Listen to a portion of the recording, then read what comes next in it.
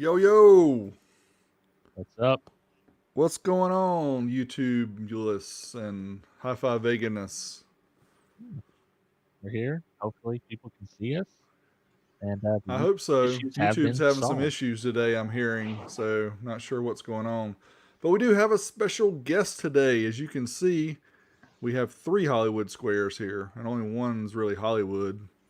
Rest of us, Yeah, we're just kind of here. We have Bollywood. Chris Nelson, who is a former Rockford Fosgate employee who now works for, let me make sure I get this right, CE Electric Auto Supply, or is it Auto Electric Supply? CE Auto Electric Supply. Okay, I was close. I had all the words, I just didn't might not have them in the right order. So it's great to have you here, Chris. Thanks for taking the time out. We'll give a little bit. We've already said a little bit about what you do. Um, and we'll talk a little bit about ourselves real quick. I'm Derek from Wilson Audio Labs. Those of you who don't know, do videos about amp dyno tests, all that fun stuff. Rob is over here. Tell us about yourself. Yep, everybody knows I'm your boy HiFiVega. I put nonsense out, do crazy tests, and say random things. And he likes CCA wire and he likes Rockville. Yeah, So for life. Rockville Rob's what they I used had to to call me. I had to watch him. Yeah. But yeah, so Chris and I have been in touch for several months now. We tried to set up a show because he's been really engaged online on the Facebook groups with the old school Rockford guys, and has been really providing some information that kind of got me really excited about the things that this guy's got in his noggin. So him and I went back and forth a little bit, and I was like, "Hey man, would you be willing to come on air and just kind of talk about how it was like to work at Rockford and the '90s and all that cool stuff?" Because I think he even started before that. So before I get too deep into that, Chris, tell us a little bit about yourself getting into car audio, maybe, and then if you want to kind of transition that into when you started at Rockford, we'll just kind of Okay. keep going. Just tell us a little bit about car audio and you. Okay.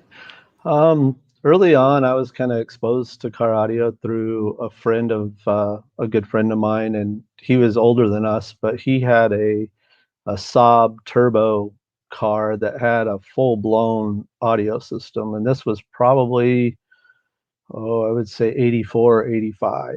And when I say full blown, I mean like a subwoofer in an enclosure. He had a passive crossover network built out on a piece of plywood, so you could see all the caps and coils and resistors and all the stuff that he was doing, to make the system sound the way it was. So when I saw that, first of all, I was like, what is this and how does it work? And then when I sat in the car and heard it, I was just blown away. It was like, oh my God, this is amazing. So that was my first real car audio system I saw. And it was kind of back then there wasn't, at least I didn't know of any car audio companies. I think he went to a local place here and bought the speakers and the caps and the coils and kind of put it all together and made his own system. It wasn't like it was a branded system. It was kind of something that he had put together, maybe using home audio drivers or something like that. But that was really early on, one of the first systems I saw.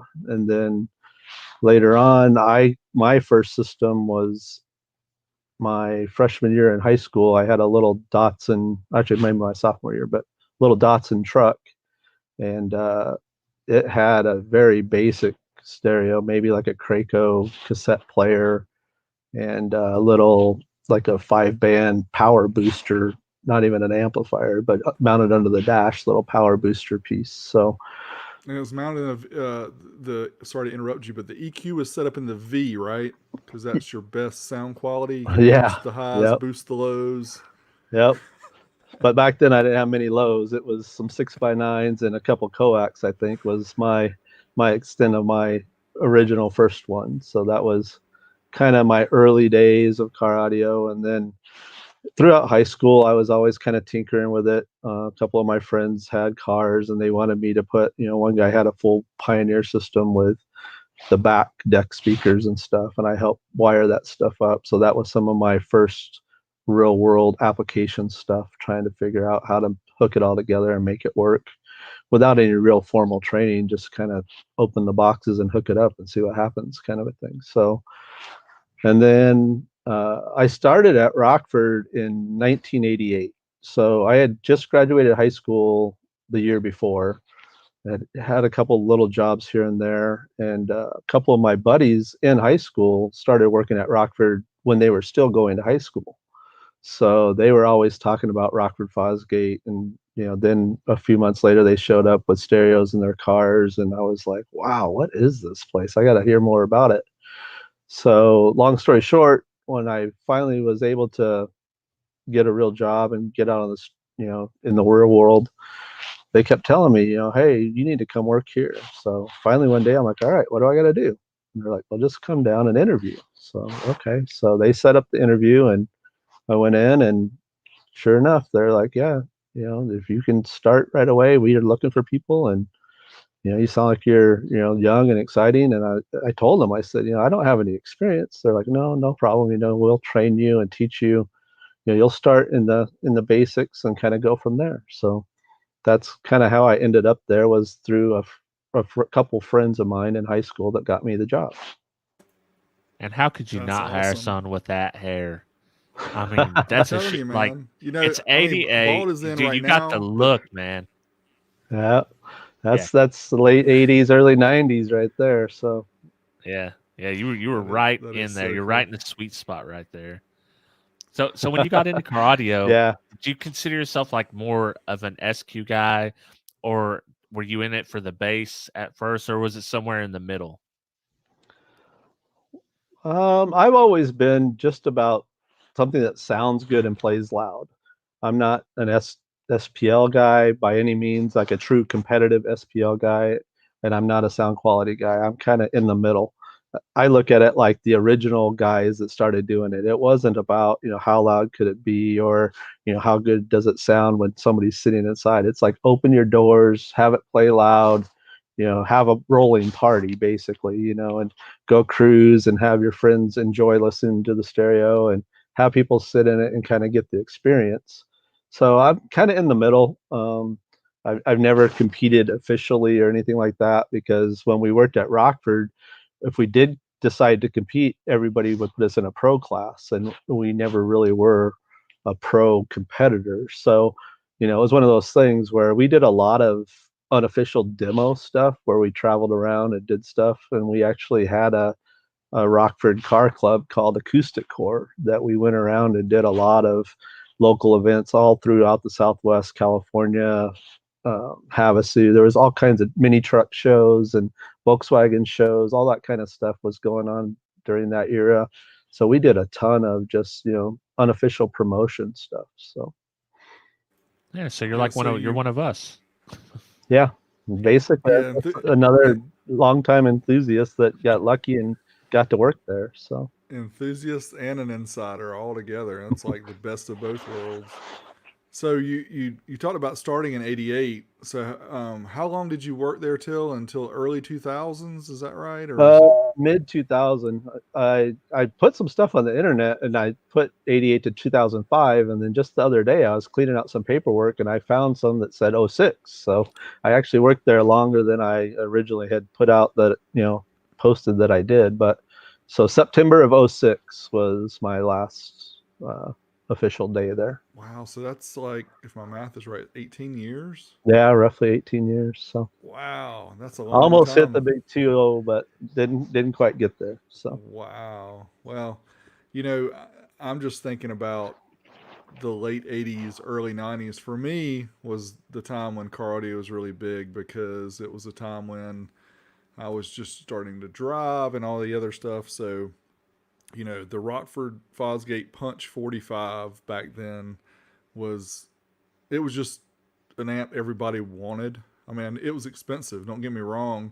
Even back then, $300 doesn't sound like much, but when you're 16-year-old kid making, $4 an hour or yeah, whatever the minimum wage was, it yeah, took a long time to save up $300 yeah. to get one.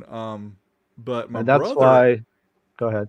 I was gonna say, my brother had a Punch 150, the first generation, the one that had the letters upside down, so you have to kind of flip it over to read it Yeah. right.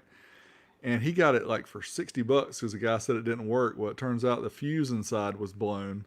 So Yep. we replaced the fuse and it worked. And then I actually got it from him a few years later, and I used that amp probably more than 10 years without a problem. Thing was rock solid. So I started with Rockford kind of with the 150, and I actually got a 45 later. But I've always been kind of a fanboy because I've always had such good experience with the product. So hearing somebody like you that used to work there, I mean, you've got a flip side of this, right? You've got the side where you got to see how everything was put together. You got to see the people that worked on the stuff. You got to answer the phones and deal with the customers and all that type stuff. So kind of peel back the shade here and give us a little idea of what it was like to be an insider at Rockford. Maybe during some of your favorite years. You don't have to tell us about the whole thing because I'm sure there were ups and downs throughout the years, but some of the times that you really, had a great time there, and maybe how they did production some years versus others. Just anything you can think of that's cool. Okay. Yeah. So starting there in '88, it was the generation when they were building, like you mentioned, the 45, the 75, the 150. They were just bringing out the Power 300, I think the Power 650, the Power 1000. So all of those amplifiers were kind of, what we were building in that time frame, the first gen 45, 75, 150 with the internal fuses and stuff. Back then, it was what we call batch processing. So there's different stations throughout the process, and the amplifiers would be built outside. The power amplifiers were built outside the company in what we called cottage work. So people would come in, get a kit of parts, take it home, assemble it, bring it back, and get paid for their work and drop it off for all the power series amplifiers back then. All the punch series amplifiers were built in-house, and they were on what you'd kind of imagine, a little assembly line with people putting individual parts in and stuff. So it was kind of split 50-50, some amps being built as cottage work, some amps being built internally. And I think it was mainly just bandwidth at that time. We didn't have a lot of people. We kind of had to use our resources for whatever we could to kind of make, the best use of the people that we had in place. So, and then when I say batch processing, what that means is, let's say we were going to build Power 300s. They would go pull a kit of, let's say, 30 PC boards. And they'd bring them out like in a cardboard box and hand them to a guy at the first test station. He would start checking each amplifier, powering it up, setting the gain, setting the bias, doing all that kind of stuff. And as he got them done, he would put them in a done pile. So he would test a whole bunch of amplifiers, and then he would move them over to the next guy. And the next station was where they mounted it into like a heat sink, and they, made sure they put thermal coat on it, mounted it, did all that kind of stuff. Then it went to another process called burn in, where it would actually get powered up and burned in or ran at full power for until the amplifier thermaled. And then once it thermaled, it would go through a cool down cycle, and it would turn back on, and it would run it to full power a second time and make it thermal a second time. So that was the burn-in process. So, and then it went to get sheet metal, and then it went over to the packing station. So there was about 4 or 5 steps through the process. But when you looked at the production floor, there was amplifiers everywhere, because the first test guy tested, 30. The mounting guys had piles of them, maybe 150s, 45s, 75s going on over there. Then we would normally do them in batches of 10. So then we would pass them over to the burn-in rack. He would burn them in. And so there's just amplifiers stacked up all over the place. Everywhere you walk, there'd be piles of amplifiers. So it was a really interesting time to walk into the room and just see, 400 amplifiers sitting in all different stages of being built. So that was kind of the early days. My first job when I started there was what I mentioned, the mounting of the boards into the PC, into the heat sinks. So it was a very simple process. Basically you'd take the amplifier, you'd put thermal coat on the transistors, you'd line it up, you'd mount it down. We used air guns that would actually torque the MOSFETs down, or the transistors down, to the heatsink at a specific torque value. And so I did that for probably 6 months or a year. And then that was the punch amplifiers. Then they trained me how to do the power amplifiers. And then later on, I moved around. So I moved around in the production floor quite a bit. I did almost every job that you could do in the production process at this era, what I call the batch processing era. I don't know if you want to show that picture of the four of us standing there, look like Motley Crue or something, but that was the old production building that I'm talking about. So yeah, so in this picture, you can kind of see back in the background, there's some Astron power supplies back there and some stuff. I don't really know. I think that was probably the burn-in racks, but this is myself and a few other guys that I work with. The two guys to the right are good friends of mine that I went to high school with, that I also got a job there just because they were like, hey, do you got any friends? I'm like, oh yeah, I got lots of friends. They're like, I'll bring them in. We need people to work. So we were kind of in a hiring, frenzy to get any people that we could to get hired. And then the guy with the long red hair, his name is John Welch, and he went on later on to become an engineer and designed a lot of the Rockford amplifiers, like in the 4080, 4040 generation kind of stuff. And later on did, a whole bunch of different amplifiers. But at this point, he was, I think, a technician that was still going to school to become a engineer. So he didn't even have his degree yet. And he was just, a young guy, kind of got a foot in the door and was still going to school at that point. So one of the other things you ask about is what did I like? So this picture is kind of a perfect example of what I liked. It was all a bunch of young guys or young people that were pretty much straight out of high school. Some of them were going to college. Some of them were, doing other things. But I would say there was probably 80% 18 to 21-year-old people when I started there. And so it was a very young company. We all lived and breathed Rockford. We all had systems in our car. We all did shows. We all hung out together. We traveled together. We partied together. We did everything. So it was almost like a frat kind of a house kind of a thing, because we were all young, the same age, and just doing crazy stuff and just having a good time. So This is definitely your self-titled album cover. I don't know what the name of the band was, but that's definitely it. Yeah, we'll have to Photoshop that a little bit and make you an album.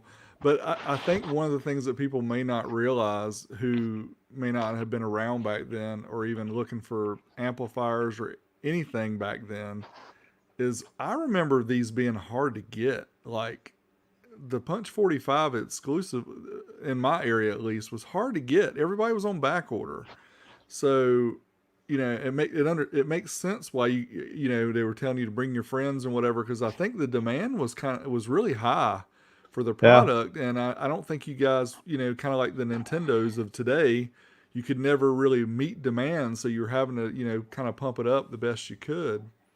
Yeah, and that's very true. I mean, we were full out, as much as we could build, as fast as we could build it. And the next step that happened not too much longer, I think in about 1990, right across the street from where this building was, they built a new building, and it was Rockford didn't build it, but they ended up leasing it, and it was probably 20 times as big as the original building that we were in. It was huge. So we were like, man, we don't know how we're going to ever fill this whole place up. So this is that building that I'm talking about. We called it R5. So this picture was probably around 1990. There's tons of interesting things in this picture. One of them being, if you look, all the benches and burning racks to the left, all that kind of stuff is built out of wood. So it wasn't like we called, Shop Supplies R Us and ordered a bunch of benches. It was like, okay, we need tables for people to work. Okay, Chris and Mark and Joe, go get wood and go out back and build us a bunch of tables. So we as employees had a lot of, duties other than building amplifiers. I mean, we were building workbenches. We were, modifying the burn-in racks. We were making sure the burn-in racks worked. If they broke, we would physically troubleshoot the problem and fix the burn-in racks. So it was a very interesting time because there was, again, limited people available, but we, did a lot of other things other than building amplifiers. So in this picture, you can see right in the front on the floor, there's a box of PC boards. sitting in there. So that's the actual boards coming into the process. Then on that table, you see the air line kind of hanging down and the gun. So that's the air gun that he used to mount it to the PC or to the heatsink. And then when it's done, it went in the milk crate that is sitting right in front of him right there. So we kind of had milk crates, the red milk crate right in front of the guy in the blue shirt. So they would put them in the milk crates, and that just gave us an easier way to carry them around because, like I said, we would do 10 or 12 at a time and move them from station to station. So, and then the guy standing in the center of the picture with the tote with all the tags kind of hanging out of it, that looks like either Power 650 or Power 1000 PC boards that he's taken over to be mounted. So this was still batch processing, but in the bigger building with a much more room and more people at this point. So Yeah, it one looks other like you guys should have built some wooden carts to move those back and forth. well, if you look way in the back, kind of down there is a cart. We use carts a little bit to move stuff around, and then we had pallets and pallet jacks. So depending on what stage of the process they were, we did do that kind of stuff. But it was a lot of the one advantage to the milk crate thing is it'll let us stack them up. So like I said, there was hundreds of amplifiers in process usually. So you'd have, a stack of 45s and a stack of 75s.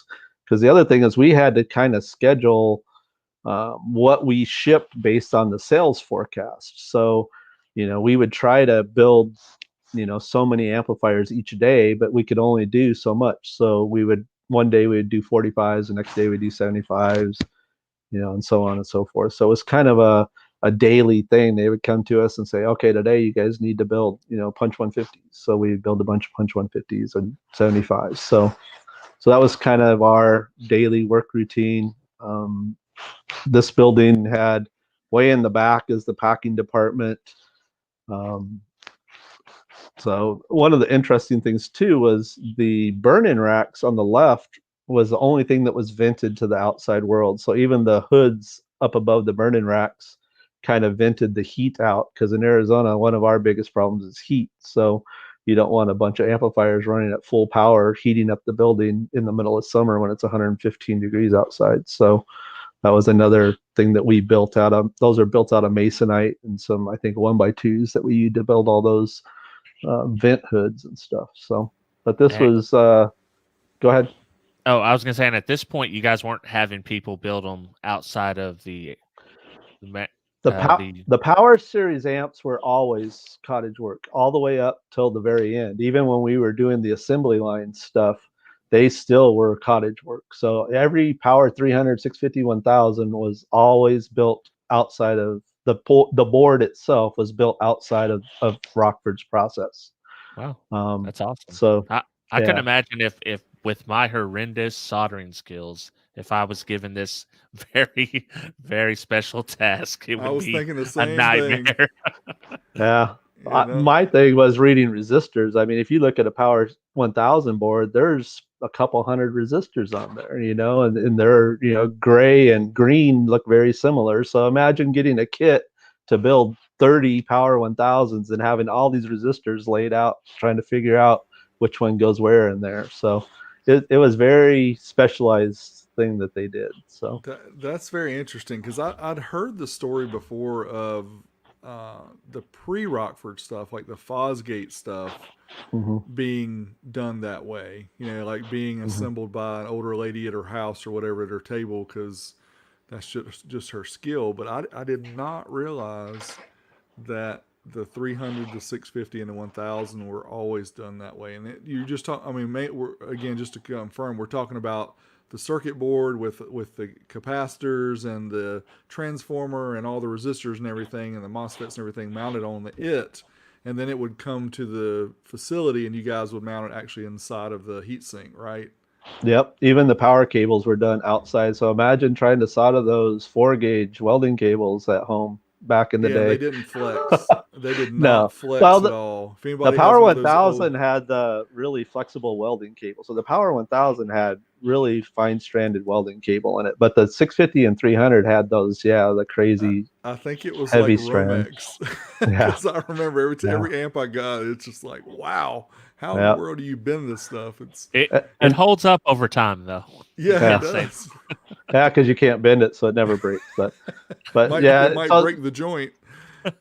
but that's, I mean, that kind of shows you what um, parts were available back then. You know, when the manufacturer can only get that caliber of cable, it's not like we just said, well, yeah, just give us the cheap stuff. I mean, we were trying to find the best stuff available, but back then, fine strand cable just wasn't a thing. You know, it just wasn't available. So especially in 10 and 8 gauge. So, you know, you might find it in a 4 gauge or bigger because you'd go to the welding store, but most suppliers didn't even make fine strand stuff in the early 90s. So So And back then, this you is know, just Rockford. something.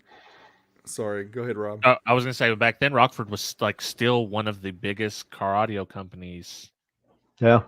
Yeah, around. you mentioned earlier having a hard time finding, you know, Rockford stuff in your area.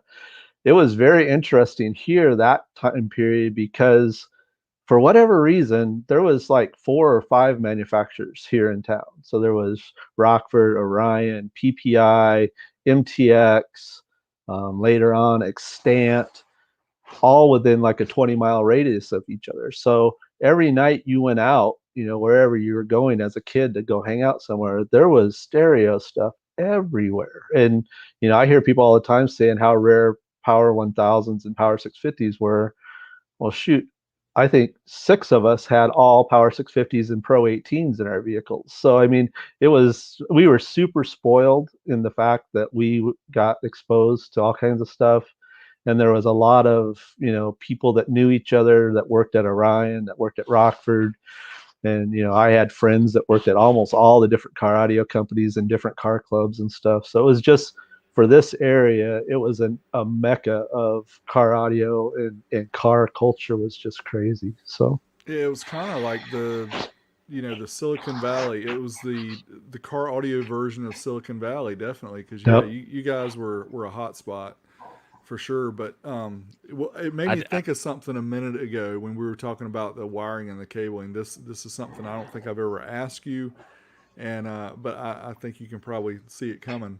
But the one thing that always drove me crazy with the early punch amps up till the DSM series was those freaking Molex connectors and all the wires that hang out.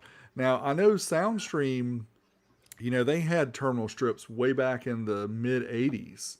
So I Mm-hmm. was just curious, and I know you weren't like on the engineering team, but I'm just curious, was there any thought back then of, why are we doing this with pigtails sticking out, or was it just we were just trying to get them done so quickly that it wasn't, it was just an afterthought? Because I don't know that any of the other companies, if I'm thinking MTX, PPI, Orion, they were all the same way. They all had the Molex plugs too, or at least the plug-in with the dangly wires hanging out the end.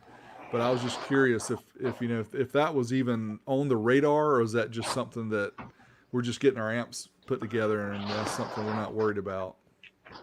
I think it was, I don't know the specifics of it, but I think it was, you know, just the way they did it before, you know, back in the Fosgate era, everything had wires on it. So when they bought them out, it kind of rolled over. Um, Very interestingly, the HD series was next after that, and they got rid of the pigtails coming off the board, and it used a board connector and stuff. So um, I think it was just a transition period for us where we were transitioning from, you know, kind of the old school way of doing it to more modern stuff with board edge connectors or with plugs that were PC board mounted, stuff like that. And speaking of that, one of the unique features that a lot of people don't know about the HD line of amplifiers is if you look at the side of the PC board on that amplifier on the power connector end, there's what we call board edge connectors, and it's kind of like a PC card um, slot that can slide into a connector on both sides. And that PC board was specifically designed like that. So when we were building the amplifiers in production, we didn't have to plug and unplug all of the different cables, the RCAs, the Molex, the power connectors, all that kind of stuff. So we actually, in the manufacturing process, built custom jigs and even custom burn-in racks where you could load the amplifiers in these big carts and then just roll them over and plug them in to this big bank of connectors.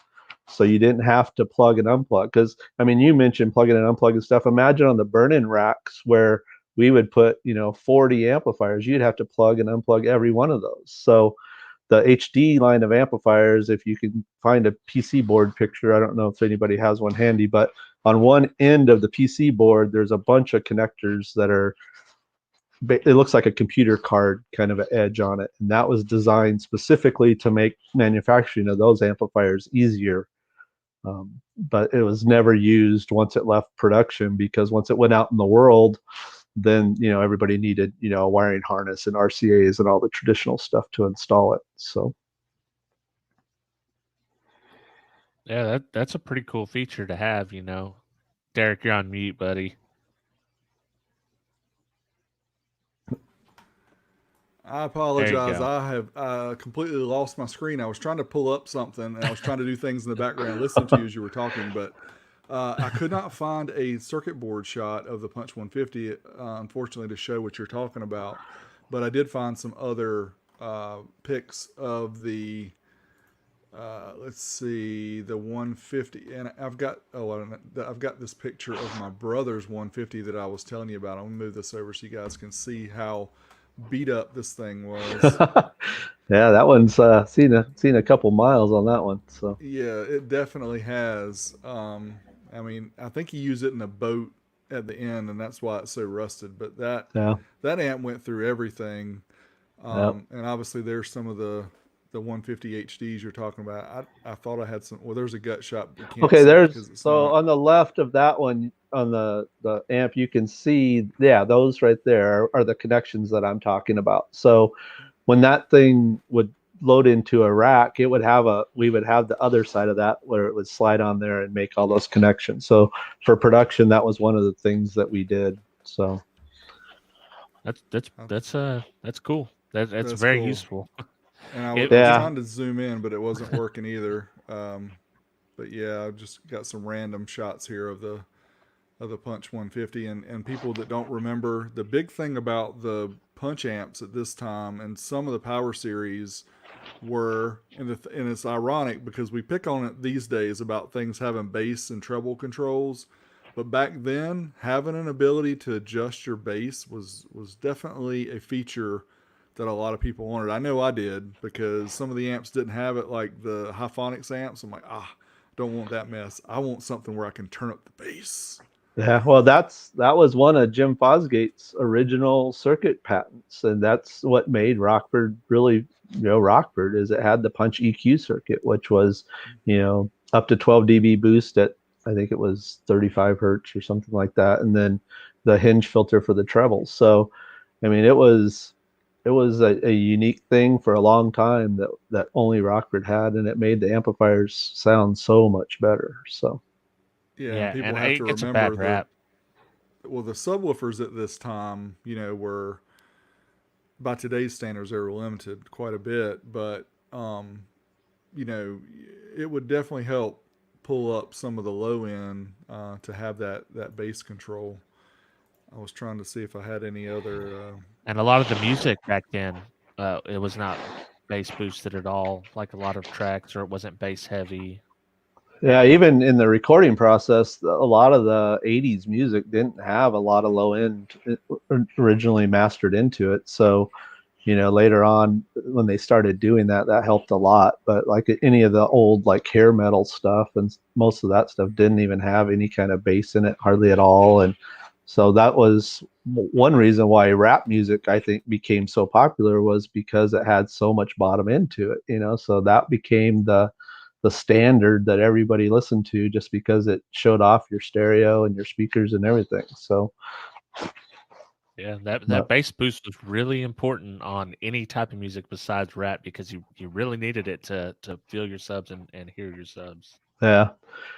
Yeah, so speaking of that, one of my other favorite things in that time frame was the PA1 that we built back then, and it was cool for two reasons. Number one, it gave you a bass boost in your dash, so you could reach over every song and kind of tweak it and tune it, and a mid treble. So it was a 3-band EQ, and it had a cool LED display in it. So back then, LED displays weren't a very common thing to have in your dash of your vehicle. So when you put a PA1 in your car, not only did you have, at your fingertips, volume, fader, bass, mid, treble, but you had a really cool LED display that, had a graphic display that bounced up and down with the music, had two little clipping lights. So that was one of that generation favorite pieces. So I built a Nissan truck that had a PA1, an OEQ1, a Power 650, two Pro 18s, and then we built custom door panels at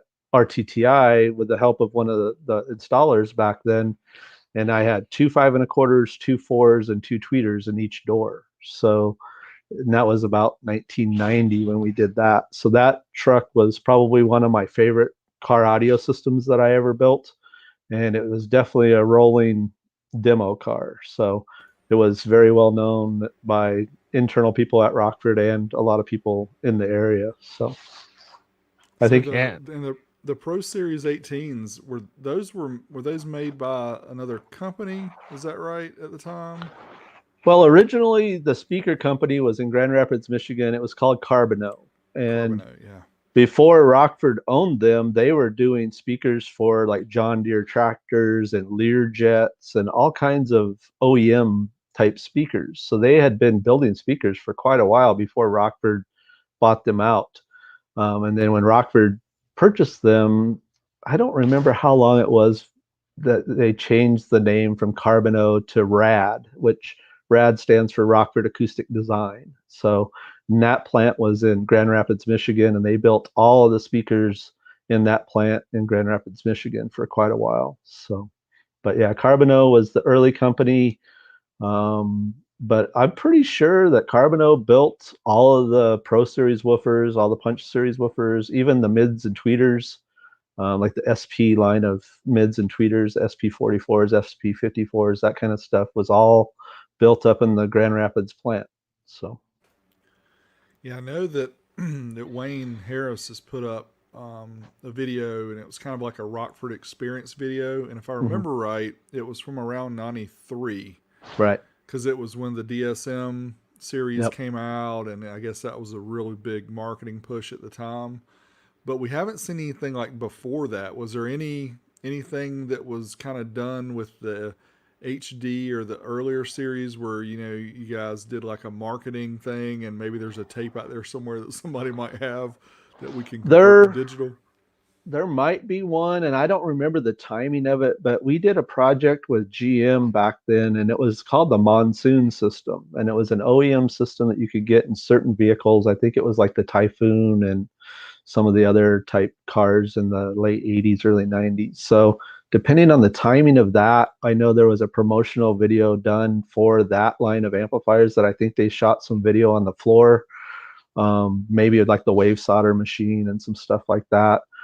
Um, but yeah, that video that you're talking about was really for two reasons. Number one, the DSM line of amplifiers, and number two, we had just converted the floor over to the production lines. So it was trying to get our, showing that we were world-class manufacturing. And that's when we went away from the batch processing that I was talking about earlier, and we went to a true assembly line type assembly system. So what was cool about that was number one, the DSM amplifiers was the first time that we ever built the amplifier completely, all the parts in-house. And by that, like the HD amplifiers, they had the little modules in them.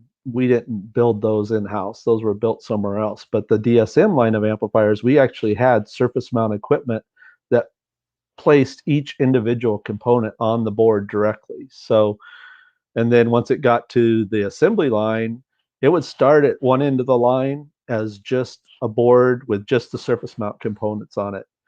And then there would be 4 or 5 people down the line that each one would have a allocated set of parts. So like the first person would put in the transformer and all the big heavy parts like the speaker connectors and the RCAs.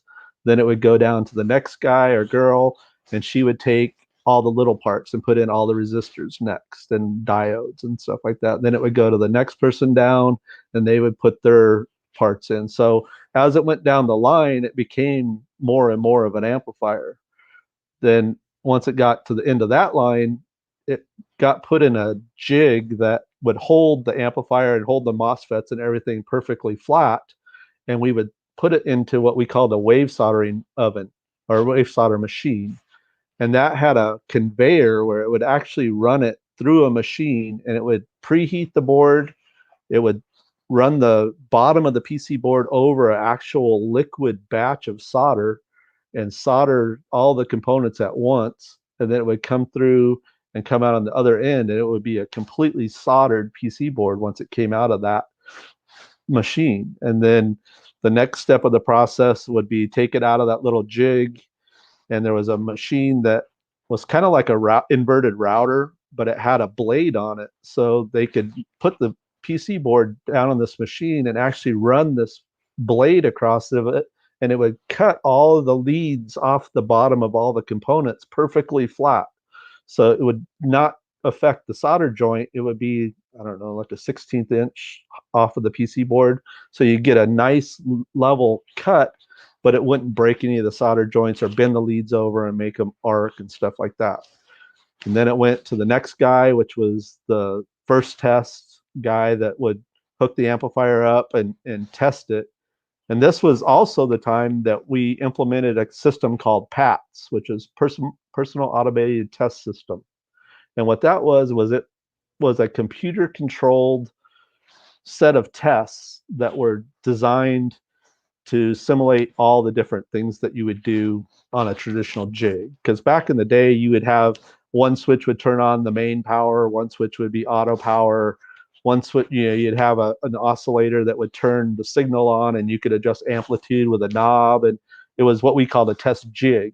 Well, the PAT system got rid of all of that stuff, and Wayne Harris wrote all the software for the PAT system, and it basically ran you through a set of screens. So you would hook the amplifier up, go through, scan the serial number, and it would say, okay, step one, turn the amp on. So you'd push the space bar, and it would run through this test, and it would show you a graph of the actual current that the amplifier was drawing when it turned on. So you could see like an initial turn on spike, and then if it was good, the current would stay kind of low. If you had any kind of problems, you'd see this ramp up of the current going up, and you would hit escape real quick so the amplifier didn't fail. But so this was a time when we were doing a lot of computerized stuff to help us be more accurate in the stuff we did and be more consistent and be a little faster in the things we did. So that was a really cool era to do the DSM amplifier technology of, the waffle iron type heatsink, cast heatsink that nobody was doing,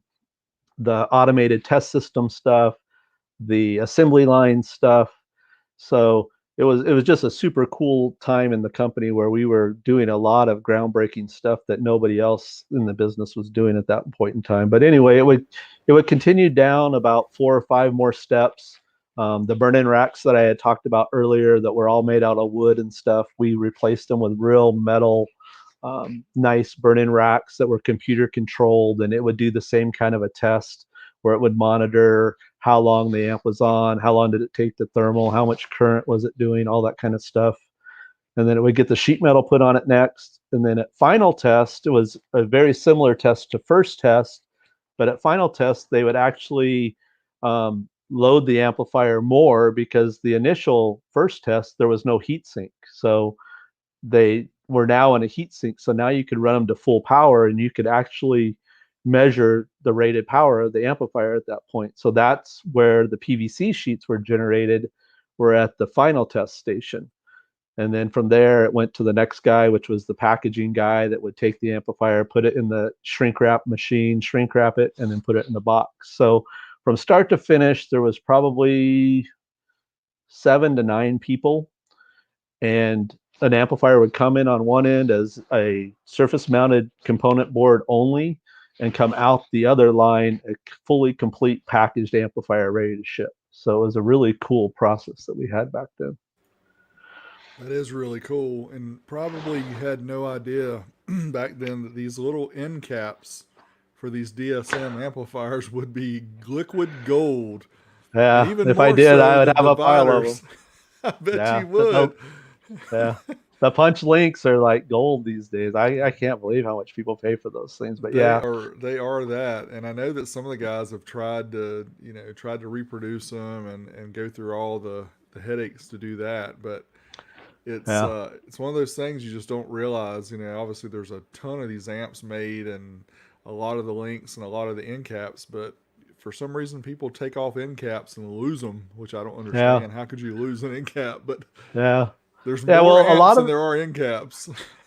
unfortunately, a lot of the installs, it was tough, especially with some of the RCA ends that were out there. They were really long, so it was hard to get them to plug into the RCA and still be able to put the end cap on. So a lot of the installers wouldn't put them on because they couldn't get them on, or they needed the room because they got to put the amplifier really close to the seat or whatever. So they did take up extra space in some of the installs, and I think that's where some of them went, was just they never got put on from day one that they installed it.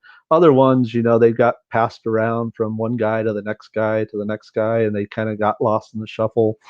So, but yeah, the punch links were, honestly, back then we didn't sell a whole lot of them. So that's the other thing, I think, why they're kind of hard to find, because compared to amplifiers, we sold tons, but the links weren't really a super hot item. I mean, we sold quite a few, but not compared to the amplifiers. So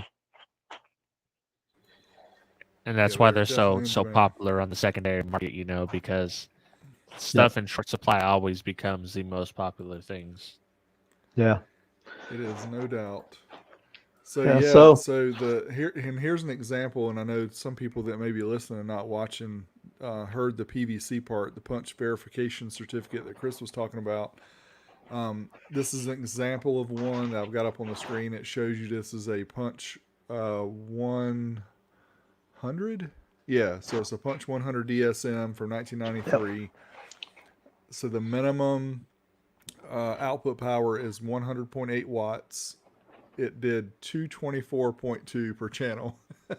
So more than twice of its rated power, and that was one of the things Rockford was known for and kind of still is these days, about way underrating their amplifiers, as my recent video of the T3002 showed an incredible amount of underrating, and maybe we'll get to that here shortly. But um, Chris, do you remember when was that, when you were there, that they started doing the PVCs, or was it before you? Because I don't remember seeing any older than like no, 88. it was, yeah, I think it was, I don't even think it was 88. I would guess probably 89 or 90 maybe would be the first ones. Um, I'm trying to think when we did it, but I don't recall exactly. But it was not when I first started, because they were still using the old test jigs for final tests back then. So I know they weren't printing them at that point in time. So it had to be after we implemented the PAT system, because they were computer generated and they had to have that system to generate the printouts. So Yeah, it says at the bottom, copyright 1990, Wayne Harris. So that makes yeah, sense. It so was that's done in 90. probably, it's probably around 90, because that was, like I said, when we moved over to the R5 building and we implemented some of the computer stuff back then. So it's funny to say computer controlled stuff now, because everything is computer controlled. But back then, it wasn't common to have even a PC very much, let alone something that's doing audio testing back then in 88, 89, 90. So it was definitely a different time, a different era, and that's why it's kind of funny to talk about cable and computers and stuff. Or like, people are like, "What is he talking about? Hard to find good cable," but it really was hard to Yeah. find good cable back then. So Well, and that test, the verification sheet, like that's the first. I never remember any amps doing that. The very first one I seen was the Rockford Fosgate, and yeah, with I, the sheet. yeah, I think we were the originators of that. I think that was a combination of marketing and Wayne Harris, I think, that kind of came up with that when he was doing the PVC or the PATS software stuff. He's like, it was kind of a joint effort between those two. So, Well, plus when you're doing that much more power, it's like a nice little wink and a nod. Like, we say 50 watts, but really, this is 200 watts. I was going to say, Rob, we know now why some of the other companies didn't put a verification Yes. sheet in there. Looking at you, Orion. PPI, Orion. Yeah. I mean, hey, you're close, but not quite there. Yeah. But Yeah, anyway, so- it is definitely. I mean, to me, it was a way of showing off. Hey, I spent this hard-earned money, and I've got a sheet here that verifies that I got what I paid for. In fact, when I went and bought my Punch 45 from the dealer, the guy went to the back and brought a stack of 5 boxes. We went through all 5 and we found the one with the most power. Even if it was only like a few watts, it doesn't matter. I still want the one with the most. 5 more watts is 5 more watts. Exactly. And it was $290 cash that I laid out on the table after tax. So it was not a cheap purchase. And I was very proud of that. Yeah, a lot of the dealers use that as a sales tool. They would say, hey, look, this amplifier is rated for 100 watts. It probably does 100 watts. But look at this amp. It's rated for 100 watts. And look, right here on this sheet, it shows you it does 224 watts or whatever the number was. So as a customer, you're like, wow, man, that thing is really better than that one, So it was something you could use to show how good the amplifier was. And it was very popular. So. Yeah, I'll always under promise, over deliver. Yep. Always. That's the way to live.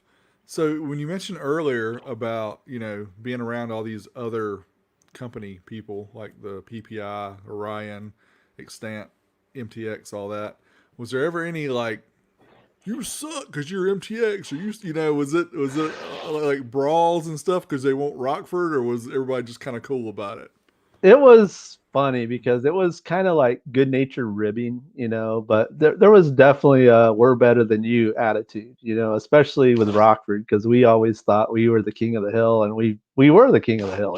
There's no doubt about it. Early on, we just dominated on everything. So, but yeah, there was a lot of that. And, like I said, you go cruise on Friday night and there would be 4 Orion bands and 6 Rockford guys and 2 PPI guys, everybody hanging out, and whoever's the loudest at that event, it brings some credibility to that company. They're show off on Saturday, sell on Monday kind of thing. So we did a lot of kind of unofficial sound offs in parking lots all over the place. One of the places where we hung out a lot here in town was called Central. And we would go cruise Central on Friday and Saturday night, and you'd pull in and there would be, full-blown demo cars parked all over the place, just rocking music, and crowds of people walking around looking at them and stuff. So an interesting story was the first time I ever saw the Terminator was on Central. So I had no idea who Wayne was, what the Terminator was, or anything. So we go up there and we're cruising, and he's in this little parking lot at a McDonald's. And back then, the McDonald's had like this metal awning over where you parked, kind of like a drive-in for like Sonic or something like that. But anyway, I go to pull in the parking lot, and there's this big old thing that don't even fit in the parking lot, parked, sticking out in the middle of the road, like 30 people standing around. I'm like, what is this thing? And I start looking at it, and there's like dancing lights on the outside windows. And I was just like, man, I gotta park and see this thing. So I came back and I'm like walking around, and I was just blown away. I mean, it was after he had moved to Tempe, he redid it again, and it was like that cobalt blue, like a really dark purple, and it had the blower scoop sticking out of the hood. Even though it didn't have a blower on it, it had the thing sticking up out of the hood, and it had the lights in the windows. So anyway, we were just kind of talking, and Wayne was walking around talking to everybody, telling people about the car, and just the typical Wayne, hey man, check it out, and just talking to people. So that was the first time I ever saw the Terminator. And at that point in time, it had the 3, I think they were 24-inch woofers, and 812s in there, and it had the Recaro seats, and it was quite a bit different than the video you're showing there. He had redone it again, and at that point in time, he had MTX dust caps on the 24-inch woofers, and he had Orion amplifiers in it, because I think at that point in time he was working at Orion.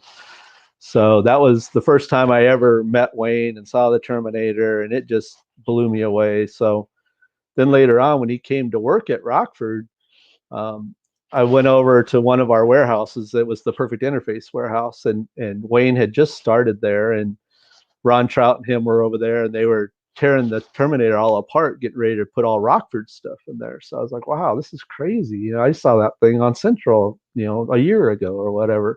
He's like, yeah, man, I'm redoing it. I got to get all the Orion stuff out, put Rockford stuff in. So I got to really see the inner workings of it, because he had the amp rack all ripped apart, and he was putting all of the, at that point in time, he put Hafler MAQ 104 EQ and an MAX 410, because they were multi-channel crossovers and EQs and stuff. And he had the plexiglass amp rack that flipped over. So on the back side was all the EQs and crossovers, and on the front side there was, back then, 6 Orion amps, but he was going to put 6 Power 1000s in there. So he's like, man, I can't get all these amps to fit in here. I don't know what I'm going to do. And he's like trying to figure it out. And that was when the Power 1000 had the caboose on the end of it. So he's like, man, we got to just cut this stuff off, and I got to do this and do that. So long story short, that's how the Terminator amplifier came about, was because he had to cut it up to make it fit in his existing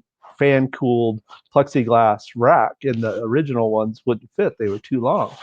So he cut them all up and made them without the caboose, and then later on, it had, I think the second time he kind of went back and did it again, he added the chrome and the LED display and all that kind of stuff. But so I was kind of around when he was doing all that stuff, trying to get those amps to fit in there and stuff. And then once he got them in and working, one of our sales guys saw it, and he's like, why don't we just build all the Power 1000s like this? These things are beautiful, you know? So that kind of is how the Terminator edition, or the 1000Cs, started. Was just Wayne built a handful of them for his car. The sales guys saw them, and they're like, man, these are cool. We got to sell them like that. So then that's kind of how that product came to market. So. And being the price these things were back then, I remember, seeing them in a stereo store, and it's like, who can afford a $2,600 amplifier? And you guys have to think, value wise, $2,600 in 1990 versus $2,600 now. It's not even the same. We're talking probably more than double, probably like $6,000 now. So this is about like the Demore Engineering amps that Tony released not too long ago, that are, those are 8,400, I think, but it's kind of the same ballpark. So to me, it's like, how do people afford these? I mean, I know they were in demo vehicles and stuff, but geez, that was a lot of change. Yeah, it's interesting, because even internally, we didn't do a lot of Power 1000s, and I think it was a few things. Number one is they were big. I mean, even height wise, they're like twice as tall as a 650. So because of the way the amp is assembled and stuff, the fan shroud and stuff's quite a bit taller. They draw quite a bit more current.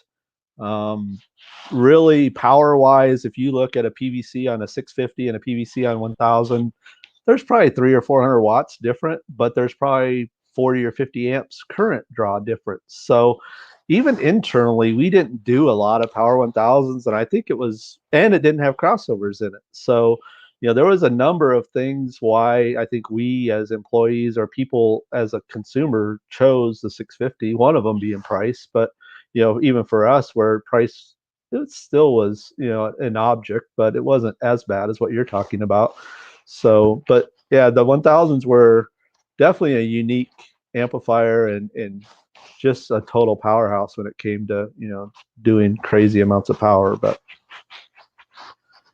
if you had one of these on Central, you were the king, though. yeah, especially if you had 6 of them like Wayne did. That thing was a real showstopper. So, but yeah. Derek kind of stole my question, because I was thinking, I had this whole scene of Tempe, Arizona in 88, 90 or whatever. It's like the Warriors. You guys had the Rockford jackets, the Orion jackets, and I'm sure there was like a Rockford place. This is where the Rockford guys eat. Like, yo, Orion guys, get up. This is the Rockford. Yeah. This is the Rockford spot.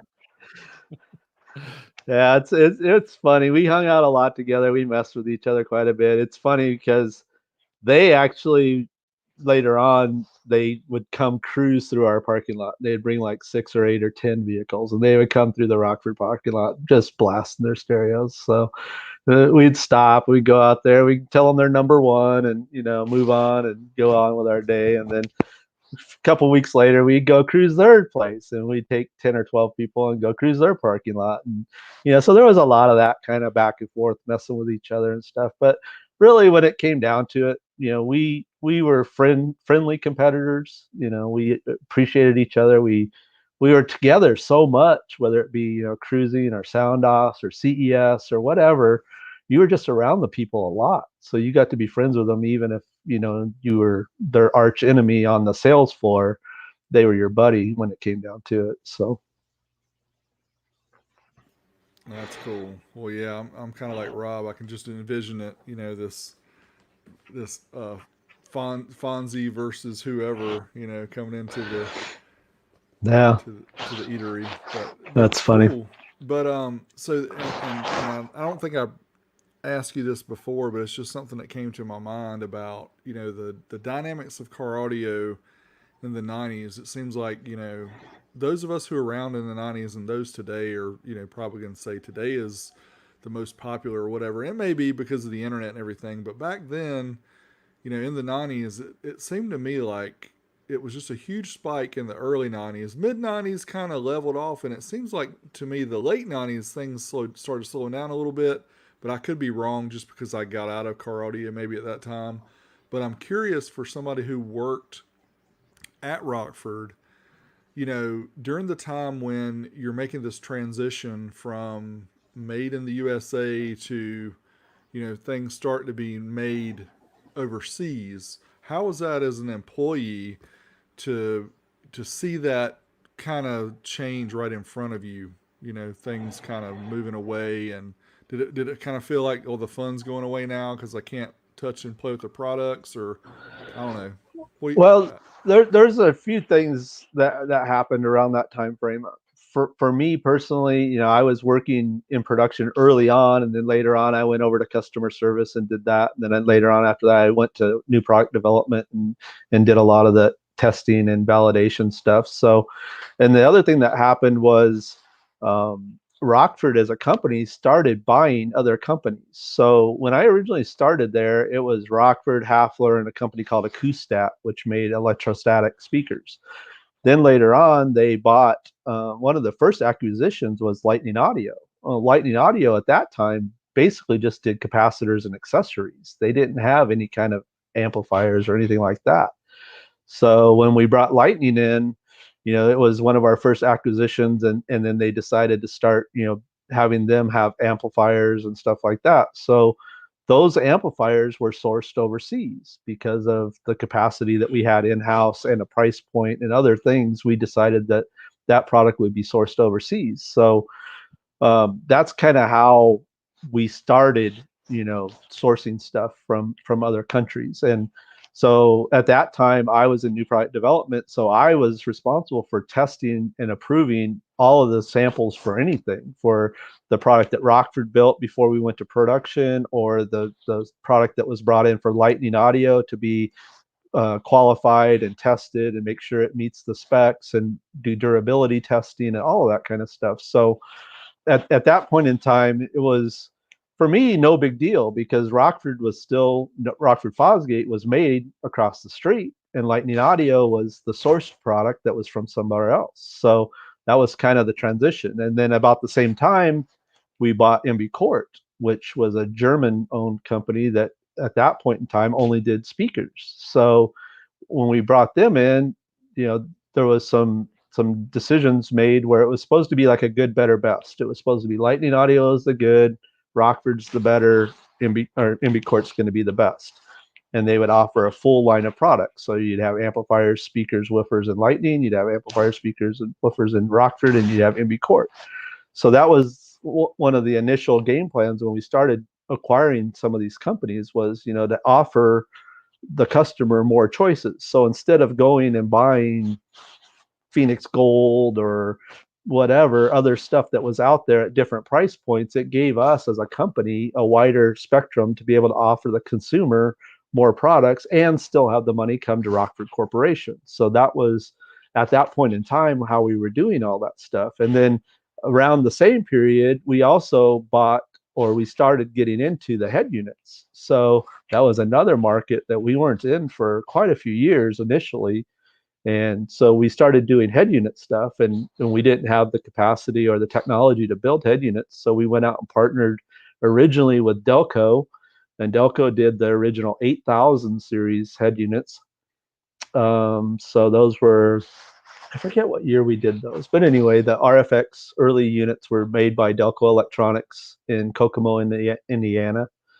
And then later on, the RFX 9000 head units were sourced through Hyundai, which is in Korea. So we kind of were working globally well before, what you mentioned about Rockford going overseas. We were also sourcing a lot of the Rockford parts, like heat sinks, some of the components, internal components, stuff like that.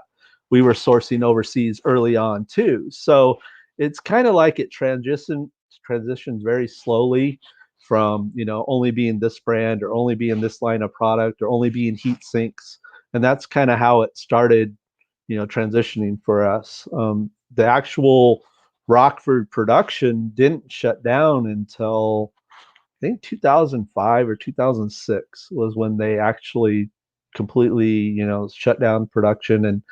And obviously that was when I left. That's when a fair number of people left the company, unfortunately, because of downsizing, outsourcing, and other things that happened at that time frame. But so for us as employees, I think some of us kind of saw the writing on the wall. Some of us didn't.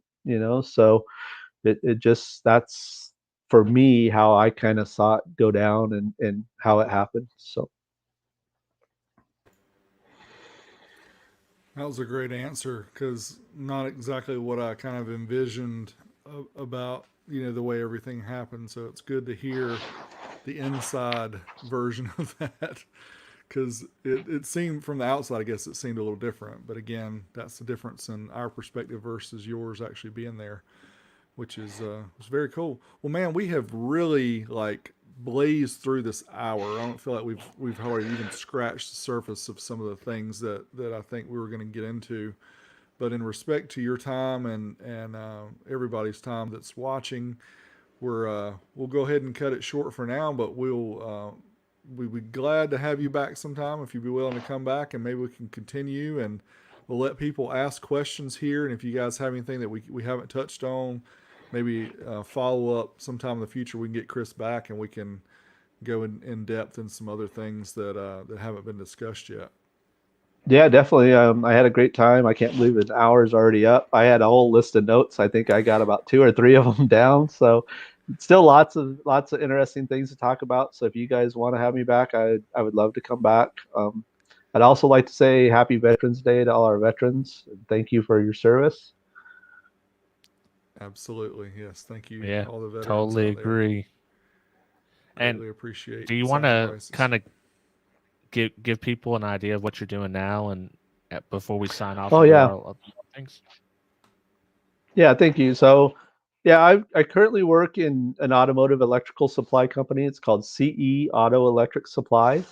And we pretty much have anything that has to do with automotive electrical supplies, connectors, cable, wire.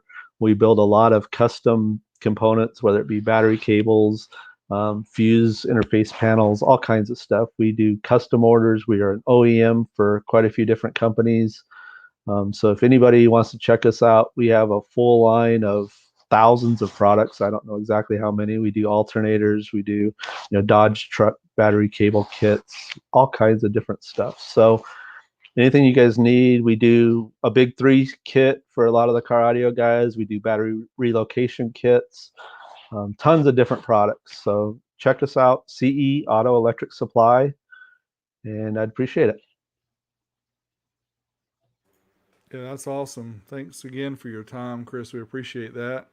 And what we're going to do now is what we normally do this time of the show is we're going to sign off for the podcast. Those who are watching on YouTube or Facebook, make sure you guys stick around. We're going to hang out with Chris for a little bit longer and maybe go over some questions that we didn't get of what you guys asked. And we'll go over the super chats and all that. Thank you guys for sending those during the interview. And again, thanks to Chris for his time. We'll definitely have him back sometime so we can go through some more. But man, I just feel like a kid in a candy store talking about this whole Rockford stuff. I know Rob may be a little bit out in left field because he's not such a fanboy of Rockford as I am. But Rob, we'll have on your favorite kind of, manufacturer next time, maybe. What, Rockville? We already tried to have them on. Yeah, no, they won't come on. They're hard to get on, probably. Yes, they are. All right, so you guys can check us out at 12etalk.com. You can check us out on Google Play, Spotify, Apple Podcast, all the different podcasting applications you can listen to us by audio. Check us out, youtube.com/12etalk for the video version. Hopefully YouTube is okay tonight. It's been having some ups and downs. But as always, thanks again for tuning in. We will catch you next time. We're out. We're out of here. Later. Stick around for the after show. Yep. All right. So I missed Mark. He sent one Yeah, very Crowley. early. Right, Thank you, right Crowley. out the Yeah, gate. I didn't get a post his, but thank you, Mark. The way these comments scroll, they scroll a little fast. Anthony, thank you. Appreciate your donation as well. And we have Matt sending a super sticker, $5. Thank you, Bass Junkie. Love them old school Rockford Fosgate punch amps. Yeah. See, Rob, you gotta get on the train, man. I got one. My first amp was my first real amp was a punch amp. I'm giving you. We're getting over this. I'm giving you. I got one right here. I'm giving you a hard time, Orion 225 boy. Dan. Those were some good amps, though. Those I know. I would still argue that's like one of the greatest amps of all time. But yeah, if you could get them loaded down, they were quite the amplifier. We had plenty of battles with those guys with those amplifiers back in the day. So yeah, as Rob found out, unfortunately, when he traded his in for the 2100, he was sorely disappointed. Two of the 225s would blow away the the big one. Jesse, thank you again, and I hope I didn't miss anybody else going through these. But if you guys have questions, you got everybody. Okay, great. If you guys have questions for Chris, anything that we may have missed about the old school days at Rockford, and for some reason my hand is falling asleep over here. Sorry, must be getting old. You get that on. We'll post those up. I was just thinking, that picture of the floor, seeing, the wooden benches along the side and seeing the guys moving components from here to there. It's just like, the way Ford used to do, because if you watch some of the old, Ford did videos back in the 20s, I think, way back. He hired and had production crews come in, and you can even find a lot of that stuff on YouTube where they show, all the behind the scenes stuff, how the vehicles are assembled and all that. It's just for us these days, we're so spoiled because you've got, something like this that takes super, super good video right in your hand, and you can just capture these cool things. And like these, Chris, these events you're talking about when you guys go out and have these little comps, in the parking lots. It's like, dude, people have cameras nowadays and they're catching all that and putting it on YouTube. How cool would it be to have some footage of these guys back from the late 80s and early 90s? Yeah.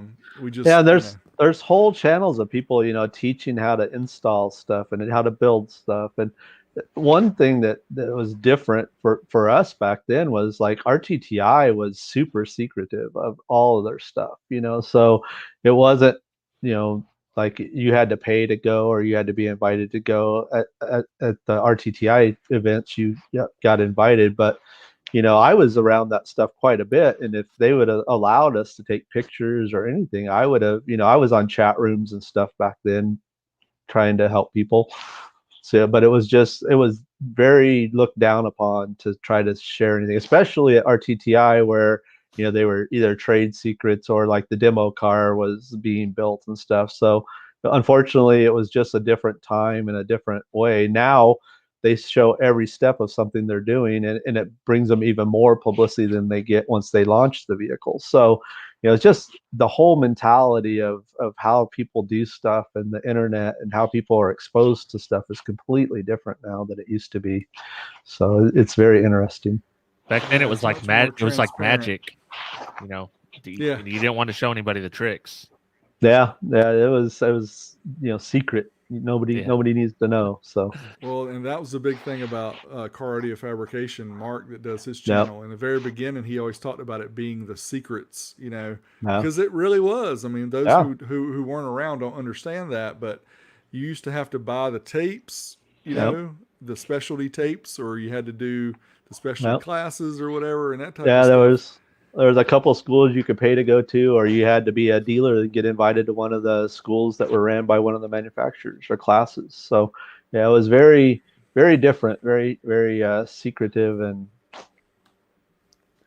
so what discount did you guys get when you bought your own amps? Was it like half a retail or something? I can't say exactly, but it was very good. Let's put it that way. Very good. Yeah. So very good. All of the products were 50-point markups from manufacturer to dealer and then dealer to consumer. So just somewhere between dealer and manufacturer. Gotcha. And then later on, like some of us got lucky enough where we were what we called alpha or beta testers, and we would get free products. So every year when we developed new product, they would build samples that we needed to get real world feedback from. So we would build 25 of each product every year, and those would get distributed to people internally, people externally. I actually ran the alpha beta program for quite a few years when I was in new product development, where I would have a group of dealers that I would send product to. We would send stuff up to Michigan. They would send stuff to us. All the employees would install it in their cars, and they would just go out and beat on it and try to break it. So, it was a really cool time as an employee, because every year I was getting the latest and greatest stuff 3 to 4 months before it was even out. So, all my buddies were like, "Hey, what's coming out next? I got to see what's coming next. And what are you doing with your old stuff?" So I was constantly changing and moving stuff around, and a lot of the employees were involved doing those kind of testing type programs, and that was all free product. You got it for a year. You had to keep it in your vehicle for a year, and then after that you could do whatever you wanted with it. So at one point I had one of every amplifier sitting in my office for probably about 5 years in a row, because I was the guy that had to test it and distribute them and do all that kind of stuff. So it is a tough job, but somebody's got to do it. Yeah. It's funny. I watch your tests, and the thing that you test, like I had a bench where I did a lot of the same type of testing, power testing. We had a power cube. We had, audio precision. We had all that kind of stuff. And I did that for hours on end for every product out there. And we also brought in a lot of the competitive products and did that kind of testing on competitive products, because our marketing guys or our sales guys would hear something's like new from somebody else. So they'd be like, "Hey, I hear this amp's, the new hot thing on the street." So we would get one, we would test it, we'd figure out, is it or isn't it, and figure out a way to market against that kind of stuff. So we did a lot of internal testing of even all the competitive products that were out there. So there was a whole department that's me and my boss, that's all we did was verify the Rockford product and all Rockford Corporation. So it's Fosgate Fosgate Audionics, LA, MB Court, everything. So we got samples of all of it, and we had to approve it before we went to production for all that stuff. So Matt asked, is our guest an amplifier technician or marketing? So Chris kind of went through that, but he worked a lot of different places within Rockford, starting back in 1988 up until around 2006. So we kind of covered that transition of some of the different things he did. Let's see, you worked with the amplifiers themselves. You did some assembly. You moved to customer service. You did some product testing. Yeah, I'm what I would call a bench tech. So I did a lot of the testing type stuff, assembly stuff, but I didn't do repair type um, technical work, or I definitely wasn't an engineer. So, I can troubleshoot down a little bit and figure out a little bit of stuff inside of an amplifier, but I wasn't a repair tech, or, I definitely wasn't an engineer. I did a lot of bench type testing and that kind of stuff. And then in customer service, I did a lot of, I was tech support. I was, did a lot of stuff with parts ordering, that kind of stuff. So, kind of a mixed bag, but not a technician by any stretch of the imagination. And I never did marketing per se. I did it kind of unofficially out, showing stuff off to people and stuff, but not as a function of Rockford. So the punch amplifiers, regulated or unregulated? To my knowledge, they're all unregulated. They're right? what we call loosely regulated. So they have a threshold, a battery voltage threshold that they regulate at, but it's an AB loosely regulated supply in most of them. Later on, it was BD and some other technologies, but the early old school stuff was almost all AB loosely regulated stuff. Yeah, we definitely have to get you back on because there's so much more. Like, we really need to dive into that because people understand. But one thing that I think Rockford was really underrated on was their accessories, like the White Wolf RCA cables, the blocks that match the amps, the Gamma series later on, and the RCAs, the speaker wire. All that stuff was really, really cool to me back in the day. They were, Phoenix Gold was in that same range, but the Rockford stuff was awesome. Yeah, and like we talked about earlier, it was kind of out of necessity because there wasn't accessories. They couldn't even buy cable, let alone eyelets and, specialty fuse holders and stuff like that. You got a very basic fuse holder that, what came in like a welder or something, that was the fuse holders that you originally got. So, later on, there's the old bike. So, but yeah, I did BMX and skateboard back in the day. But yeah, so Perfect Interface was Rockford's first accessory company, and they did stuff like perf tools, flocking kits, all kinds of stuff to help the installer and for the end user, fuse holders, cables, stuff like that. That later became Connecting Punch, and they had a full line of everything. And then when Lightning came in, that was capacitors and all that kind of stuff. So that really opened up all that whole channel of batteries and capacitors and all that kind of stuff. So.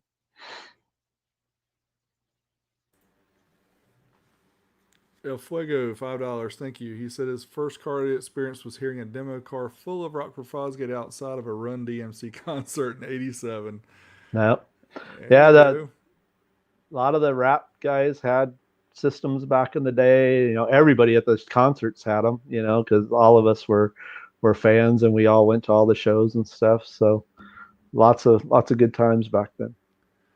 Yeah, I think the other thing we didn't really touch on, which you kind of did in the beginning when you talked about the guy that had all the caps and crossover components on the back deck and everything. But one of the big things that happened back then was people would always try to put a lot of speakers, subwoofers, mid basses, and tweeters all on one 2-channel amplifier.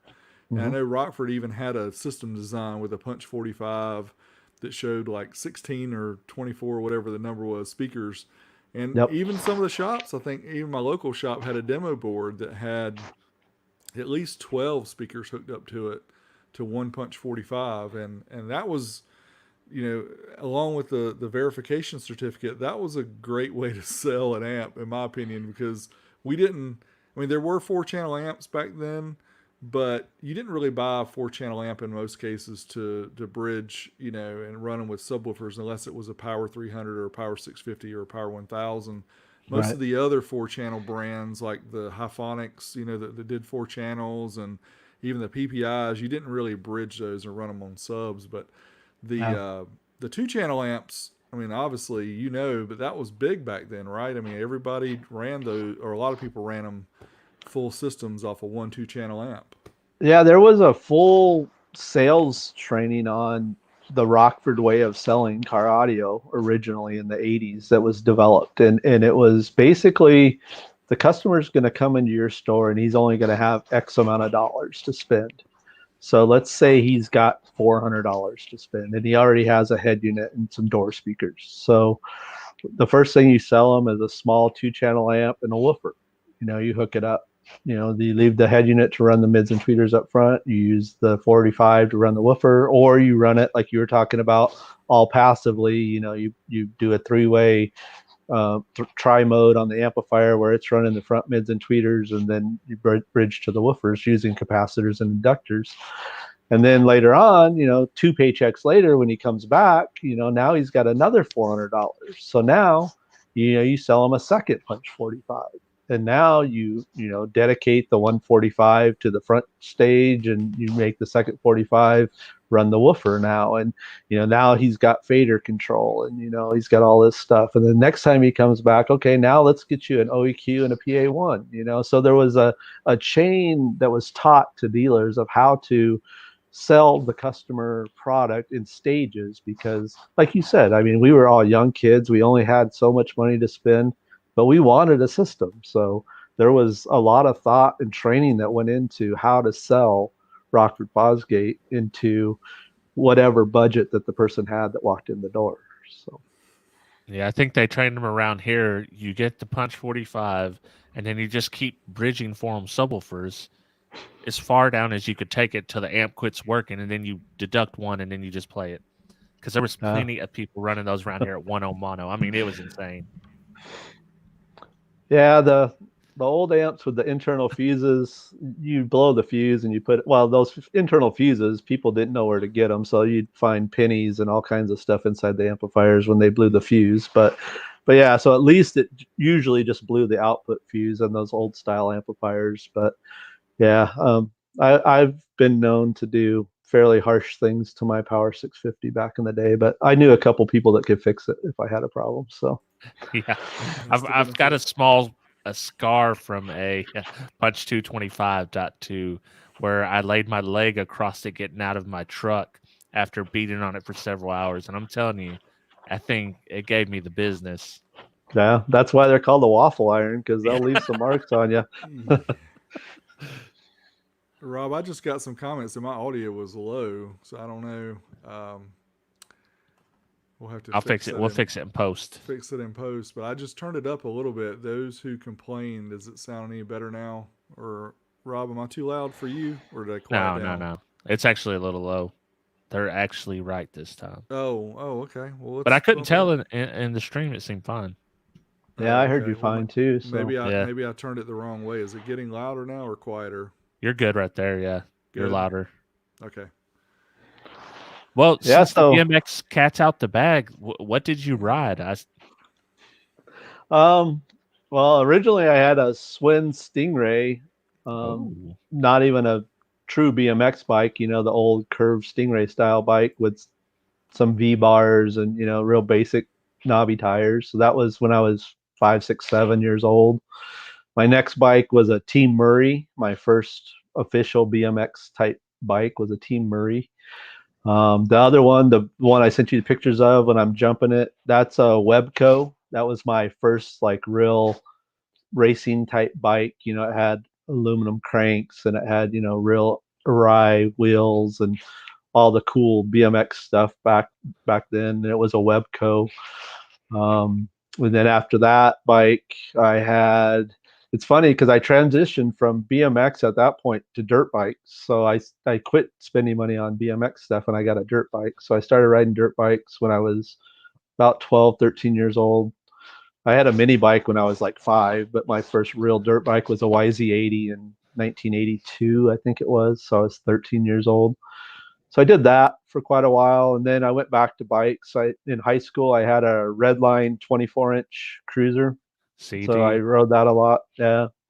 And growing up as a kid, we all raced. I had a bunch of cousins and uncles and stuff. We were all very similar age. And there's a track here in Chandler, Arizona that's been doing BMX since the 70s. So we all went and raced and stuff. And then later on, when freestyle started getting big, we were already riding at ASU campus and stuff, jumping on planters and downstairs and all that kind of stuff. So we just kind of transitioned to do quarter pipes and half pipes. And then in junior high, I also did skateboarding. So we did a bunch of skateboarding too. So I kind of did a little bit of everything. I never was a very good skateboarder, but a lot of my friends were, and they all had half pipes in their backyard and stuff. So lots of different stuff. I had a lot of similar experience. I also transitioned to a dirt bike. I had an enduro. Actually, it was a KDX 250, but I had the enduro kit on it to make it street legal. Okay. And then I also tried skateboarding. I was terrible at it. And then I went to rollerblading for a little bit because that was, in the 90s, that was super cool. Yeah. And then, I tried rollerblading, just about killed myself. Ice skating, anything wheels other than a board, snowboarding, none of it. Skateboarding and BMX are the two that I was at least didn't get injured too bad doing. So.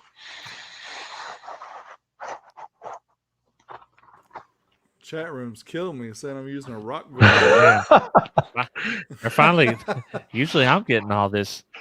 I know. What's up with that? It sounded good. That's funny. And it sounded good last night. I'm glad you guys weren't showing these when I was talking, because I'm sure people were giving me some crap too. So no, we didn't. They're just mean to us, I think. Yeah, they're just mean to us. They were telling me on the internet they were going to give me a hard time tonight, so I was a little nervous. So. Yeah. Well, do they have any more good questions? They're just picking on us, pretty much. Oh, well, I mean, that's par for the course. I told them I would show them. I do, and I can't. Hold up.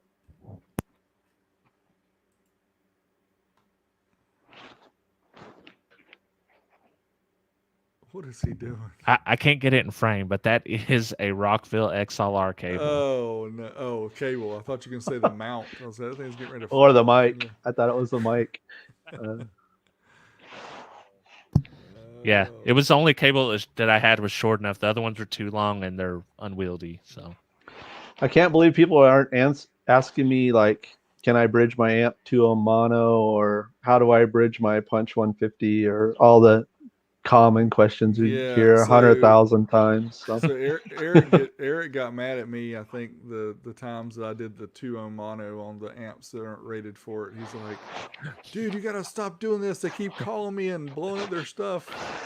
Yeah, it's definitely a subject that gets answered. I ask Eric, because I've probably answered it in the thousands of times over my years of technical support and in email form and on the phone and so on and so forth. So the other day I asked him, I said, so are you like in the tens of thousands of times you've answered that question? Because he's been there, since basically the same time I started, and he's still there. So yeah, that's one of his pet peeves. So yeah. Oh, I hit the wrong one. This is a funny one. Their ears are bad from 30 years of bass. That's why they couldn't hear me. Yeah, surprisingly, my ears aren't bad from all the stuff that I did. I figured by now I wouldn't be able to hear. Everything else has fell apart, but my hearing's still pretty well. So yeah. So that setup in the pickup truck you were talking about, is that your favorite? Yeah, my Nissan truck. It was the biggest system by far, and it was kind of at that point in my life where I didn't care. I just wanted a rolling stereo, just to be a rolling party mobile.